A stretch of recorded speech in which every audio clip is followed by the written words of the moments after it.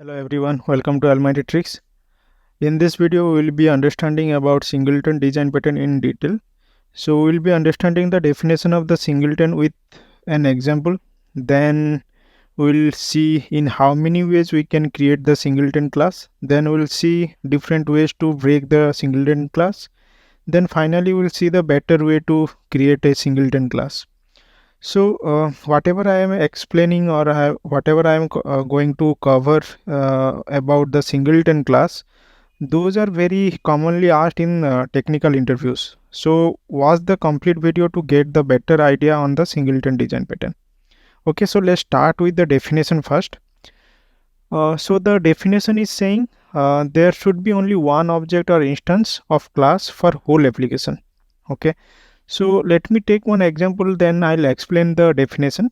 Okay, so let's say there is an application which is developed in MVC architecture.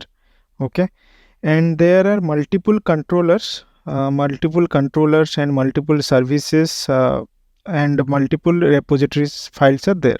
Okay, and here basically it is not yet um, implemented loggers. Okay, so we need to implement the logs. Okay, so for traceability we need to have the log. Okay, so let me create one log class first. So I have created a log class here. So this log class basically it is having this error method, debug method and info method. Okay, so to access this error, debug and info, so how can I access this methods? So to access these methods, what I can do, I can create one object for the logger. Okay, so let me create one object. Let's say logger L new logger. Okay, so using this new keyword and the logger constructor, I can create the object of the logger. Using this instance variable, I can access this methods, error method or maybe debug method. Okay, then I can pass the message, then I can write into the file, right? So this is all about the logger class. So here if you see, there are lots of controllers, lots of services and DAO. So currently it has only 5. Let's say in future we can have n number of controller. In service also we can have n number of services. In DAO also we can have n number of services. Okay, so can you tell me, means like is it better idea to create this logger object in every class? I mean, should I create logger object in controller 1? Should I create logger object in controller 2? Should I create logger object in each and every classes? Is it a good idea? No, it is not a good idea, because if we implement or if we create a logger object in each and every class, let's say in our application there are thousands of classes. Okay, so in thousands of classes, if we create this logger object, okay, if we create this logger object, then what it will happen? So this logger object will take lots of memory. Okay, so from the server it will take lots of memory. So let's say in future we need to implement we need to have the class for the database as well.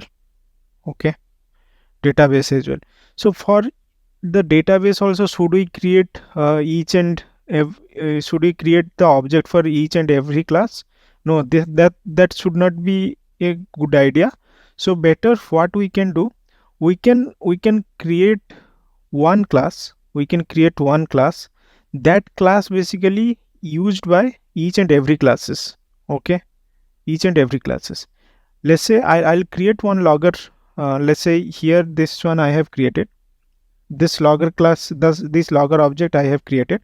So this logger object is used by each and every controller, each and every services, each and every DAO. So now what it will happen, so the memory will be less, right? So as we have created only one object, so memory will be less. So if we create multiple object n number of object or 1000s of object for the logger class, then the memory will be high. So in future it will impact the performance. So the definition is saying there should be only one object. There should be only one object of class for whole application. So same thing here we are doing. So we can create only one object, and that reference variable, using that reference variable, we can we can call the appropriate methods, logger methods. Okay, so this is all about the definition for the logger. So now let's understand how we can create singleton class. So I have created one Java project and I have created one package called com.designpattern.singleton. Let me create one logger class. This logger class we are going to make it as a singleton class. Let me create another class, that is main class, which we can have main method. Let me create main method here.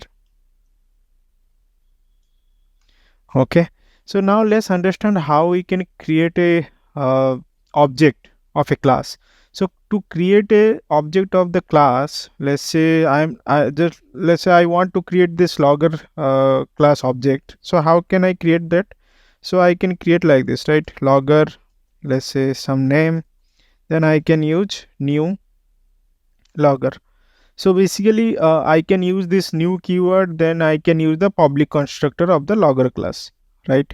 So so the definition of singleton class is what? So for whole application we need to have only one instance.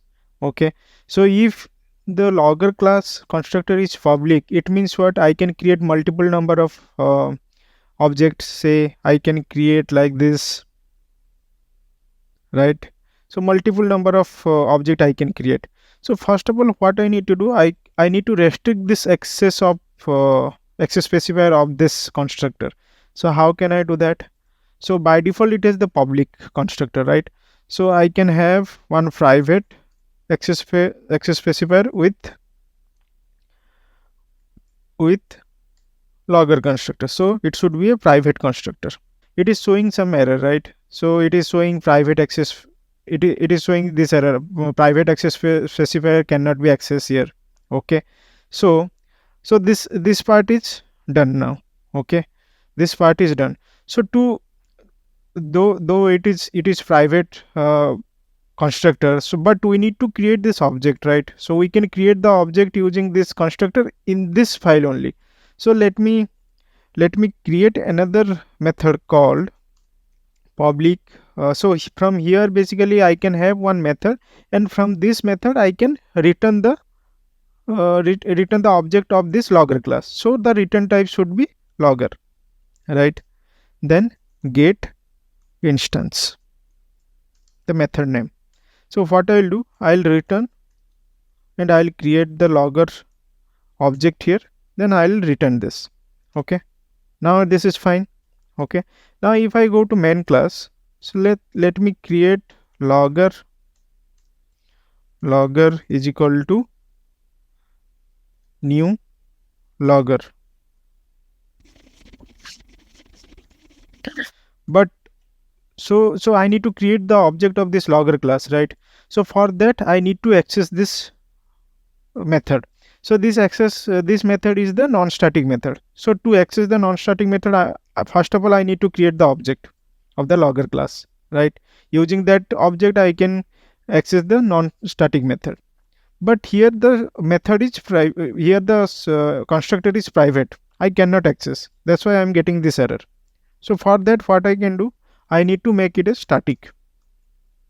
Okay, so static method can be accessed without creating the object of the class. Okay, so how can I access now in the main method? So what I'll do, I'll directly call the get instance method. Okay, this is fine. Now it is working fine, no error. Okay, let me print the hash code of this reference variable. Yes, out logger dot hash code. Okay, if I run this, so I'm getting some hash code of this logger reference variable. Let me try to create another object. For that I can call again this get instance method. Let me print the hash code of this reference variable, and let me try whether it is creating one instance or multiple instance. So if you see, the hash code of these two reference variables are different. It is creating multiple object of this logger class. So now what I can do? So I need to check, like I need to check here. Somehow I need to check here, like if this object is already created. If this object is already created, then I'll not create again. Okay. So for that, what I can do? I can have one class level variable. Let's say private. Then I can have static, and it should be a class label variable. Then let's say logger. Initially it should be a null. Okay. So here I can check if logger is null. If logger is null, if it is not created yet, then I'll create this logger object. Okay. Then finally I'll return logger. Okay. So from here I'll not return, I'll assign this logger object to here, by which I can get to know it is already created. Okay. Now let me run this main method. So if you see, the reference variable of this logger and logger1, the hash code is same. It means it is creating only one object for whole application. Okay. So this is the one way how we can create the singleton class. So this is basically, it is kind of a lazy initialization method. So why lazy initialization method? Because from here we are not creating directly, we are not creating the logger. So once from the client, if we call, then only it is creating the logger object. So this is called lazy initialization. Let me show you another way, that is called eager initialization. Let me create another class, that is, let's say, logger1 class. So first of all, I need to create the private constructor, right? Otherwise we can create multiple number of object for logger1 class. Okay. Then I can have one method where I can able to create or access the logger object. So I can have one public method, let's say static, public static, and this will be the logger1 type return type, then get instance. Okay. Then get instance. So I'll return something here. I'll come to this part later. So the eager initialization means I can have this private static class label variable. Okay. Logger1, let's say. Then from here I can directly create the object of the logger1 class. Then this reference variable I will return from this get instance method. Okay. So this is basically what? This is basically eager initialization. Okay. Let me do one thing. Let me go to main method and let me comment out this part. Let me create one object for logger1 class. So how can I do that? So logger1, then logger1 is equal to, I cannot access logger1 constructor, right? Because it is a private one. So how can I create? So I can create the I can use the get instance method to create the access the logger object. So let me print this one, then logger1. Okay. So let me run this now. Okay. I need to use hash code. Okay. So I'm getting the hash code of this logger1. Let me create another object of logger1. We'll see whether it is creating multiple or only one object it is creating. Okay. Let me run. Okay. So both are same. So it is creating only one instance. In this way, we can able to create only one instance. Okay. This is also fine. This is one technique how we can create the singleton class.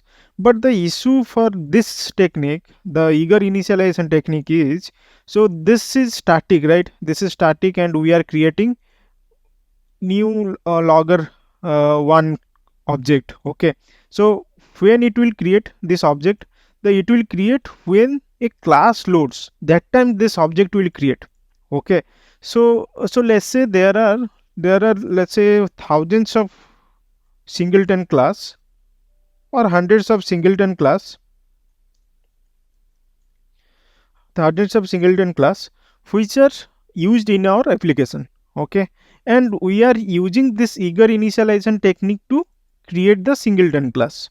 Okay, so out of 100, let's say we are using only two singleton class. Let's say we are using this logger singleton class, and also we are using database singleton class in whole application. Okay, and other 98 singleton objects, all the 98 singleton object, it will be there as it is, right? As it is, it will be there in the application. So it means what? This 98 objects are waste of memory, right? It is creating when class is load, and it is taking some memory from the server, and it is storing in those memory, and those are actually not used. Okay, so basically it is wastage of memory, and let's say in future we need to have thousands of singleton class. So in that also we will be wasting some memory, right? So this is not a good way to create singleton class. Okay, so later we'll see the best way to create the singleton class, but for now this is the two way. One is the lazy initialization, another one is the eager initialization. For now lazy initialization is fine, but we can break this lazy initialization logger class in different ways.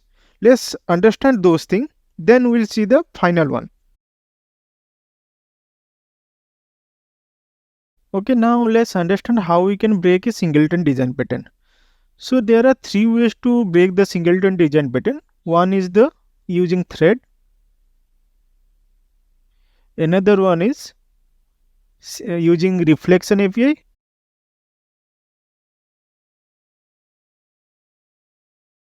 and third one is using serialization.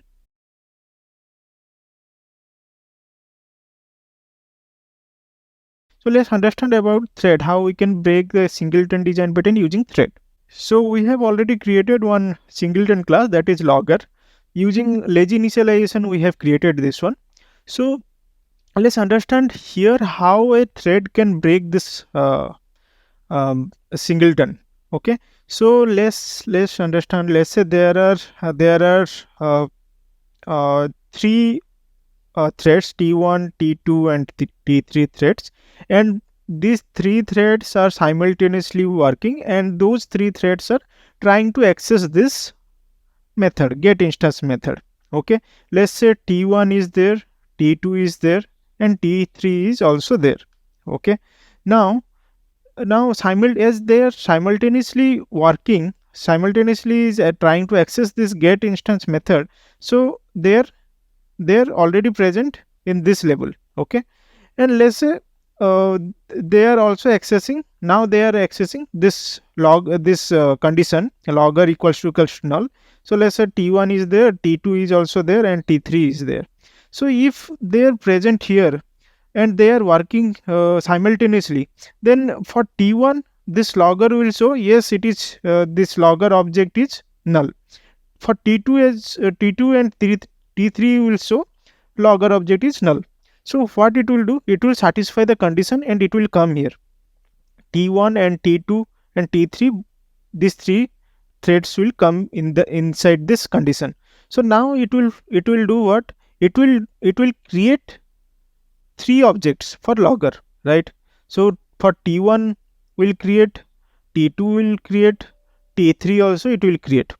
Okay, so now then it will return one by one, T1, T2, T3, it will return. Okay, now what happened here, basically it is creating three objects of logger class. So now it is breaking singleton design pattern, right? Let's understand one more thing here. As this method is not a thread safe, we can use this. We can make it as a thread safe using synchronization keyword, right? Using synchronization keyword, we can make it as thread safe. So how we can do that? Okay, let me write that code. Is get instance method is not thread safe. So what I did, I have used the synchronized keyword to make this get instance method thread safe. Okay, now let's say I have these three threads T1, T2 and T3. So as it is a synchronized method, so it will go one by one, right? So T1 will come, then it will create, then return. T2 will come, then it will check logger is not null as T1 already created. So logger is not null now, then it will directly return. Then T3 will check this logger is not null, then directly it will return. So it is here, it is working fine, right? So here it is working fine. But one more thing you just need to understand. Let's say we have this is a we currently we have this simple code, right? Let's say in future we have something here. Let's say in some requirement we have hundreds of complex code here, in between hundreds of complex code here as well. Okay, so now what it will happen, so if we are using this synchronized keyword here, then it will locking this get instant method completely. So T1 will execute once this 100 lines of code, it will execute, then it will execute this one, then 100 lines of code it will execute, then it will return, it will release the lock. Similarly T2 also wait for T1 to complete. So T1 will also, it will stay here. Once T2 task is done, then again it will execute 300 lines of code, then here this one it will execute, then again it will execute, then it will return, it will release the lock. Similarly for T3 as well. But just understand, let's say there are hundreds of threads are working, simultaneously. In that case the performance will impact, right? The performance will impact if we are putting this synchronized method here. The performance will impact because each and every threads needs to wait to complete another thread's execution. Okay, so the performance will impact. So this is not a good idea to completely log the get instance method. So let's understand how we can do that. Let me code that one. So first of all I need to remove this. Okay, now what I'll do, in place of synchronized keyword, I'll use the synchronized block. Okay, so logger dot class I'll put here, then inside this I'll put this. Okay, I'll put this. But one more thing I just wanted to use here. So I'll check before going into this block. Let me check once again this logger is null or not. If it is null, then I'll go into this synchronize block. Okay, now understand how it will work. So now what I did, I haven't used the synchronized keyword in the method level. So what I did, I have used the synchronized block here. Okay, so here actually I am checking checking here like logger is null or not. If it is null, then it will come to this block, then here again it will check, then it will return. Let's understand with the three threads concept. So let's say I have T1 and T2. Let's say two threads are there. Okay, so as it is as this is not a get instance is not a thread safe, so it will come to here, right? Simultaneously both will come to here. T1 and T2 will come to here. Okay, both will check, yeah, logger is null. Okay, logger is null, object is not there. So what it will do, it will satisfy the condition, then here it will T1 and T2 will come, T1 and T2 will come. So as it is a synchronized method, so only T1 will go first. So T1 will check. Okay, T1 will check, yes, T1 is so logger is null. So I'll create one object for the logger, and it will complete the, it will release the log and it will return. Then T2 will come. T2 will come here and it will check logger is already created. Logger is already created. Logger is not null. So it will not execute this one and it will release the log. This is called double check locking. So here we are checking once. Okay, here we are checking once. Then we are log the thread, log this um, condition. Then we are checking again. So this is called double check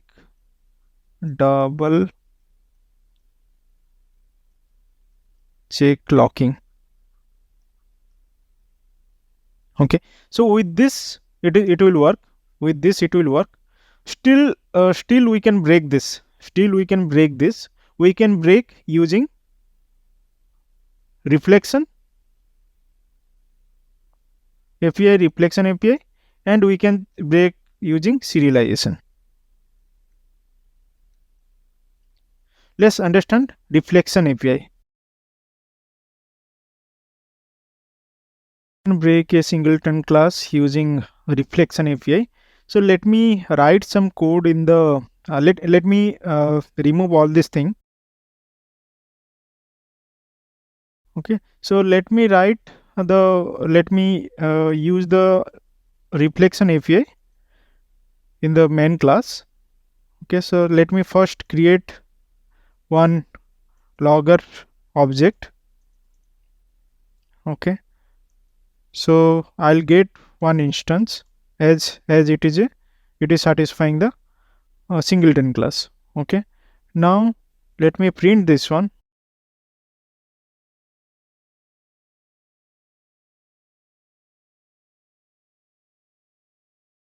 Okay, now what I'll do, I'll use the constructor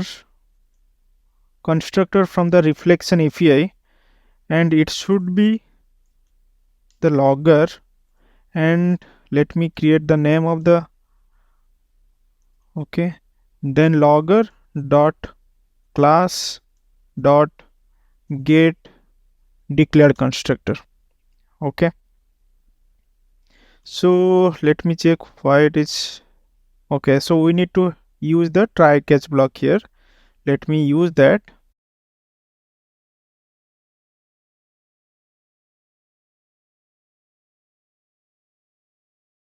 Exception e, let me do e dot fin struct stress. Then let me copy all this thing, paste here. Now that error is gone. Now what I'll do, so so currently this logger constructor is private, right? So if you see, this constructor is private. So using reflection I can make this constructor as public. Okay, so how can I make that constructor public? So I can use logger constructor dot set accessible true. So it will make it as public. Now what I'll do, I can create logger, let's say 1 is equal to logger get instance. Okay, now let me print this.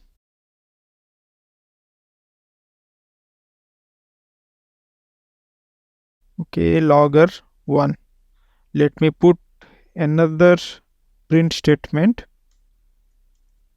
using reflection API.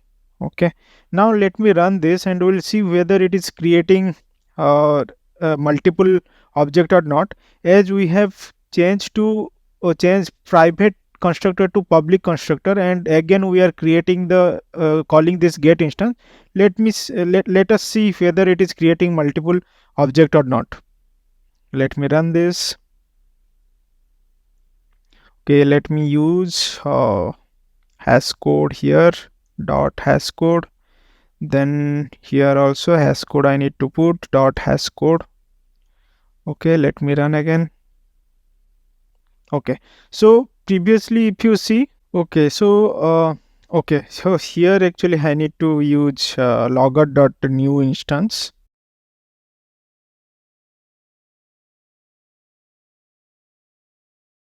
Logger constructor, sorry. Here I need to use logger constructor dot new instance. Okay, now let me run this. Okay, so if you see, I have this hash code, and after using reflection I can able to create another object. So using reflection we are able to break the singleton class. Okay, so using to use the serialization, so first of all we need to make this logger class, we need to implement the uh, serialization from the logger class. Okay, let me implement it.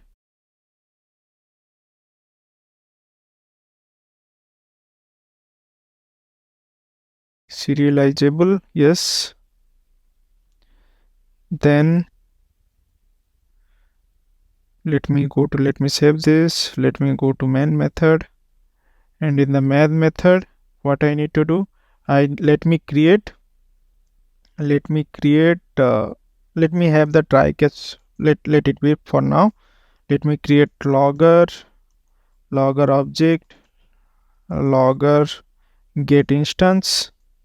Okay, then here let me print that as out logger dot hash code. Okay, now what I'll do, I'll create one file. So I'll deserialize and serialize the logger object. So what I'll do, object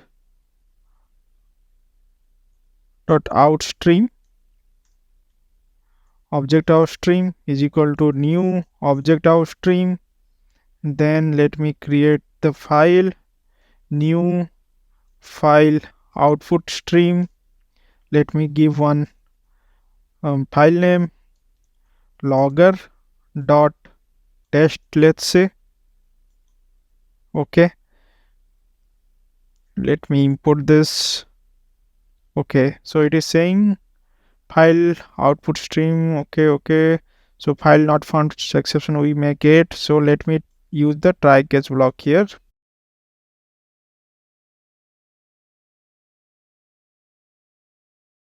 Exception e dot print struct trace. Then let me copy this thing to try block. Now this issue is gone. Now let me write this logger object into this file, object outstream dot write object, write object into this file. So I'll write this logger object into this logger dot test file. Okay, now what I'll do, I'll get this file object in using object input stream, object input stream, object input stream is equal to new object input stream. Which file I need to get? I need to get that logger test file, file input stream. Okay, this is logger dot test. Okay, now what I'll do, I'll create the object, I'll create the logger object from this object input stream. Okay, so what I'll do, I can have logger 2 logger 1, let's say, is equal to object input stream dot read object. I'll read the object. Okay, so what it is showing, okay, okay, logger. Okay, so I need to typecast this to logger. Okay, now what I'll do, I'll print this s out. So serialization after serialization let me put plus logger 1 dot hash code. Now let me run this. We'll see whether it is creating multiple object for logger 1 or not. Now let me run this and we'll check whether it is creating multiple object or not. So if you see, so it has this hash code. Now after serialization, it is creating different object. So using serialization also, it is creating multiple object. Okay, so it is using serialization, we can break the singleton class. Now we need to understand uh, how we can have the better approach to create a singleton class. Okay, so so let's understand that. Okay, now let's understand how we can create a singleton class in the best way. So the best way is using enum. So in enum, basically we no need to worry about um, serialization. We no need to worry about threads. We no need to worry about reflection problem. So everything will be solved in enum. Using enum, if we create singleton class, then it everything will solve. Okay, so let's create one enum class here. So let's say logger enum, enum type. So I can have only this thing, instance. Okay, this is done. The singleton class is created now. We can have different methods as well, but for now it is fine. Okay, so we have created singleton class perfectly.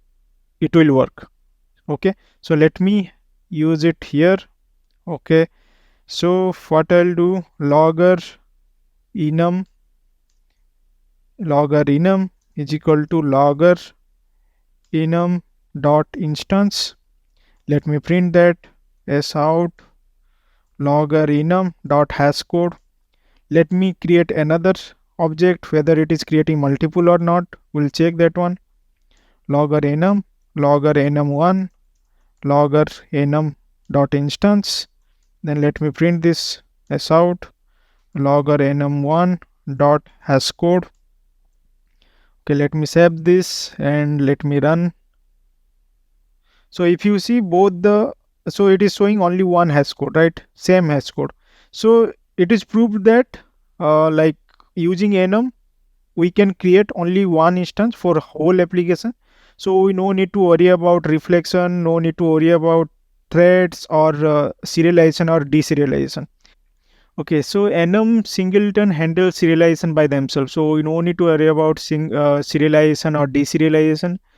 And the enum instance are thread safe, so we no need to worry about the threads. And also reflection problem will not be there in the enum singleton class. So so this is all about the singleton design pattern. Hope you understood all this concept. So these concepts are very important for the technical interview. So watch this video, try to practice it. If you have any doubt, then let me know in the comment section. So yeah, have a great day. Thank you for watching this video.